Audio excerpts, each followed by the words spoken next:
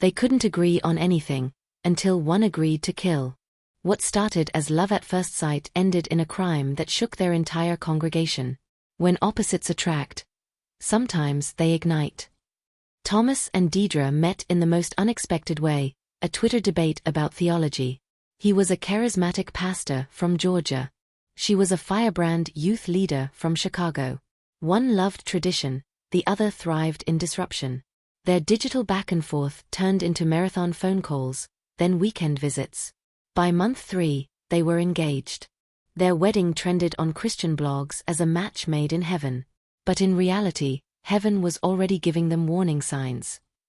Thomas believed in male headship and doctrinal rigidity. Deidre believed in spirit-led innovation and social activism. He saw her outspokenness as rebellion. She saw his silence as complicity. Their clashes weren't just theological, they were cultural. Thomas came from a background where men ruled without question. Deidre was raised by a single mother who taught her never to shrink for anyone. From the start, their marriage was a battlefield in a war of worldviews. Deidre pushed for more say in church leadership. Thomas insisted she stay in her lane.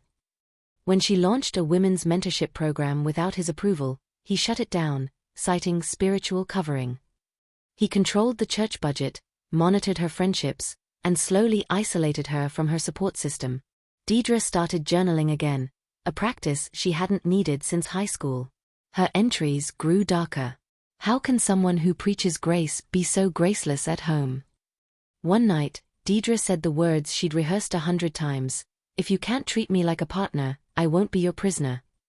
She wanted counseling. Separation. A break from ministry. Thomas snapped.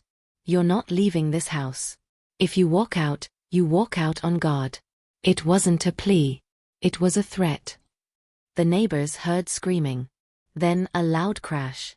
By the time police arrived, Deidre was unconscious at the foot of the stairs.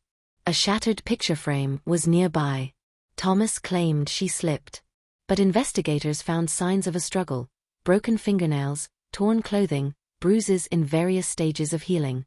And one more thing, a torn page from Deidre's journal that read, "If anything happens to me, check the sermon notes." His real heart is hidden in his theology. Thomas was arrested for felony assault. The church board issued a vague statement about personal matters and placed him on sabbatical. But members started asking questions.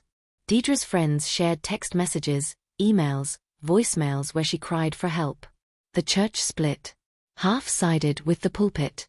The other half stood with the pew. Deidre filed for divorce while still recovering from a concussion. Deidre survived. She wrote a memoir titled Sacred but Shattered, detailing how spiritual compatibility doesn't guarantee emotional safety.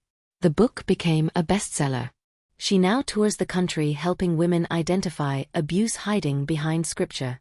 Thomas pled guilty to a lesser charge and served 2 years. He now lives in quiet exile, rarely seen, rarely heard. Was this a case of love? Or a ticking time bomb?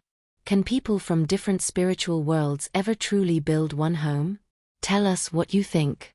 If you want more stories that uncover the dark side of devotion, subscribe to Heartstrings and Handcuffs. Tap the bell and drop a comment, because behind every perfect couple, there might be a chilling secret.